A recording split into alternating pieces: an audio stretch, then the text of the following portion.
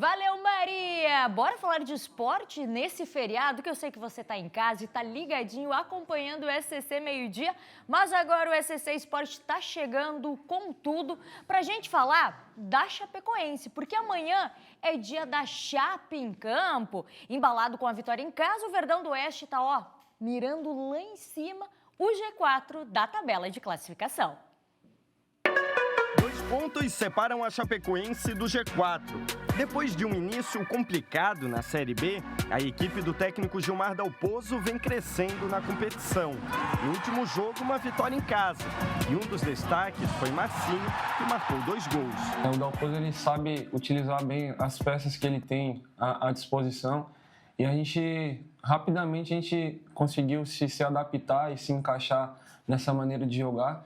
Então, acho que todo mundo tá adaptado, tá conseguindo fazer o seu melhor. Para enfrentar o Botafogo de Ribeirão Preto, o técnico Gilmar Dalpozo não pode contar com o zagueiro Eduardo Doma, que será preservado por causa de um edema. Mas João Paulo, que cumpriu suspensão na última rodada, retorna. E o atacante Perotti teve o nome regularizado no BID e também fica à disposição do técnico. Hoje a Chape já olha para cima e tenta esquecer a parte de baixo da tabela. Sempre está querendo ficar mais próximo dos times de cima. Lógico que eu falei essa mesma palavra, que é a humildade.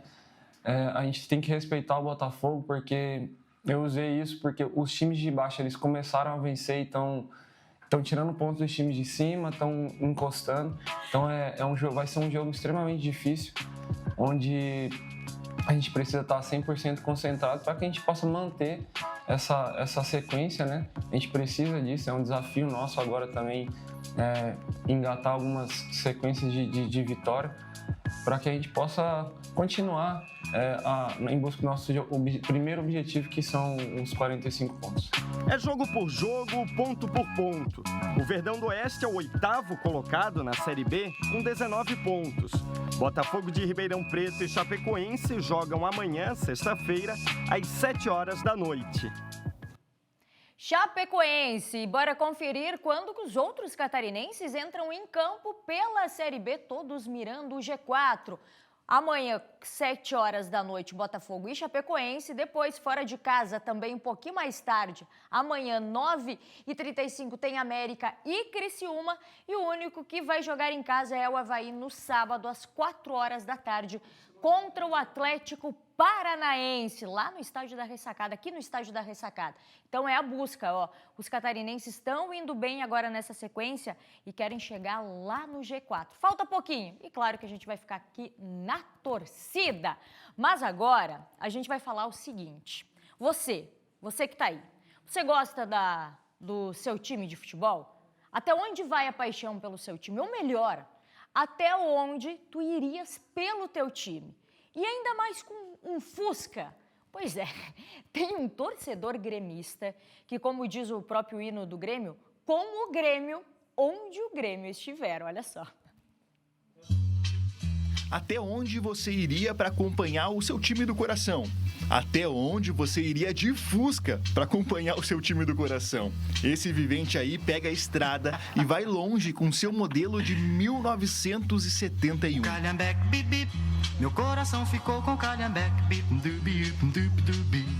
A bordo do Fusca, o Guilherme já rodou mais de 40 mil quilômetros para estar perto do Grêmio. No ano passado, na Libertadores, ele foi em todos os jogos do Tricolor. Nessa temporada, na Sul-Americana, ele também esteve presente em todas as partidas disputadas até agora. Foi ao Paraguai, à Argentina e ao Peru. Antes de contar essa história toda, eu estou bem curioso, Guilherme, para saber por quantos perrengues tu já passou nessas indas e vindas. Sim, foram alguns. Tive um pneu furado no meio do deserto da Bolívia, tive um para-brisa quebrado em La Plata, tive um carro apreendido no Uruguai.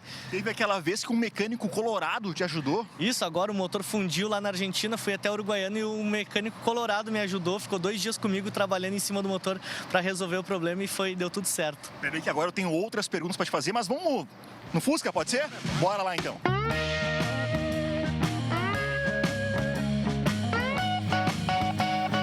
O odômetro do Fuscão até já se perdeu de tanto que já rodou.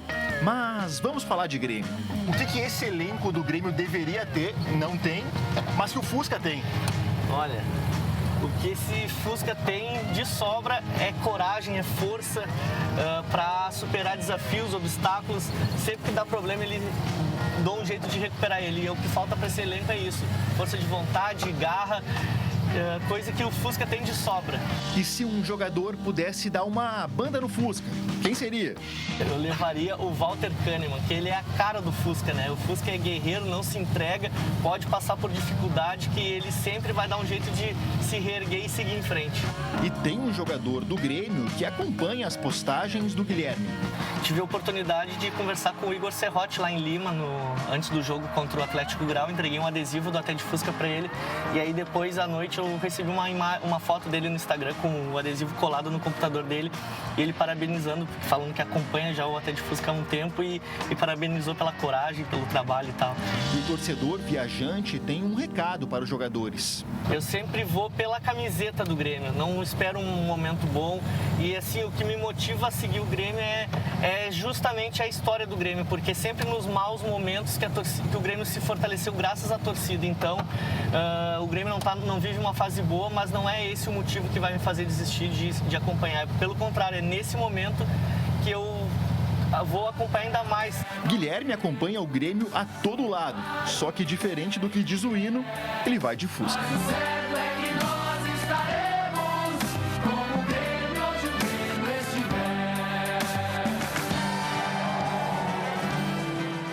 Não adianta, torcedor é torcedor. A gente espera que o Fusca dure muito tempo para ele poder acompanhar ainda mais o Grêmio em todas as competições. Mas agora a gente vai falar do Mundial de Clubes. Por quê? Você sabe, o Brasileirão está parado devido ao Mundial. Pois então, entre as equipes que estão lá participando, muitas, a maioria, na verdade, já são conhecidas, tradicionais e muito fortes no futebol mundial. Mas tem algumas que não são tão conhecidas assim. E uma delas é o Auckland City da Nova Zelândia. E claro que, como gera curiosidade, a gente foi saber um pouquinho mais dessa equipe. E a gente descobriu que uma das maiores curiosidades que chamou muita atenção nessa equipe é que os jogadores, eles têm profissões paralelas, ou seja, eles não vivem do futebol. É como se fosse um time semi-profissional disputando uma grande competição. Olha só o que a gente descobriu. O Auckland City está no grupo C da Copa do Mundo de Clubes da FIFA, junto de Bayern de Munique, Benfica e Boca Juniors. O que mais chamou a atenção não foi nem o placar elástico na estreia de 10-0 para os alemães, mas sim o currículo dos jogadores fora das quatro linhas. Pois é, tem corretor de imóveis na zaga, o Adam Mitchell. O goleiro Conor Tracy, ele é repositor de estoque. No meio-campo tem Mário Lich, que é representante de uma marca de refrigerantes. E no ataque, a gente tem um bola de ouro, um grande profissional que vence tudo e é goleador nas competições? Não, a gente tem um personal trainer em formação, Meyer Bivan. E também tem muitas outras profissões, como professor, polidor de carros, barbeiro, engenheiro assistente, limpador de piscinas, vendedor e estudante. Uma verdadeira seleção do esforço e da paixão. O Auckland City pode até nem ir muito bem no Mundial, mas mostra que em um mercado da bola que move milhões, há quem ainda corre atrás dela por amor à camisa. Você viu, a gente está falando de um PSG da vida que está disputando Palmeiras, Flamengo e o time aí da Nova Zelândia também, que tem essa galera que não é jogador profissional, mas está disputando uma grande competição. No mínimo, curioso. E a gente segue falando do Mundial de Clubes, porque hoje tem Palmeiras em campo. O Verdão vai em busca da primeira vitória. 2 períodos, cara, tem que focar, trabalhar, acertar os pontos necessários para a gente conseguir a primeira vitória em busca da classificação. Bora pra cima. Assim foi o último treino do Palmeiras para o jogo de hoje no Mundial de Clubes. Na estreia, o Verdão empatou com o Porto e agora vai em busca da primeira vitória na competição. Foi uma partida que no início ali a gente teve um pouco de ansiedade, acho que ambas as equipes. Depois acalmou, friozinho na barriga passou, a gente acabou criando bastante chance, a gente ficou feliz com isso, né, que a gente está no caminho certo.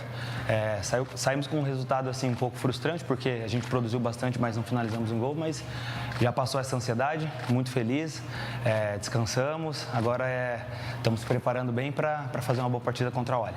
O adversário, o Al-Ahly, também ficou no 0-0 contra o Inter Miami na primeira rodada.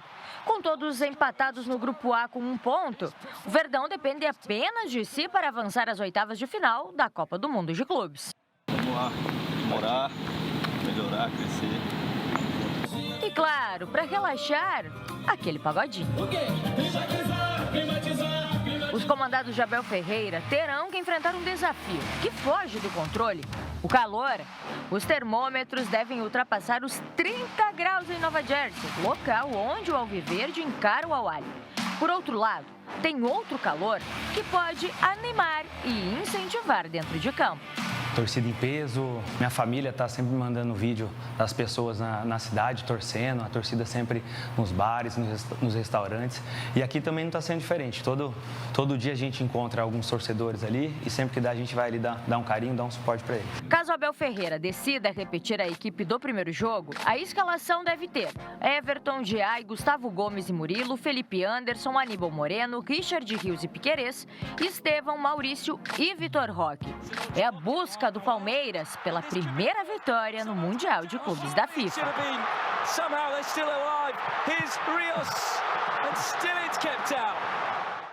O Palmeiras e, além dele, o Botafogo também entra em campo hoje. E o adversário, sabe quem é? Nada mais, nada menos que aquele que venceu a Champions League, é o PSG. Confronto das duas equipes que venceram a primeira rodada do seu grupo. O time brasileiro venceu o Seattle por 2-1, já o Paris Saint-Germain colocou 4-0 em cima do Atlético de Madrid.